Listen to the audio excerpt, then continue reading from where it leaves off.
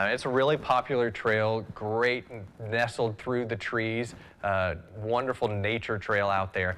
The downside of that is there are a lot of trees, and back in 2011, this area had a pretty significant drought, and so since that time, we've actually lost several trees.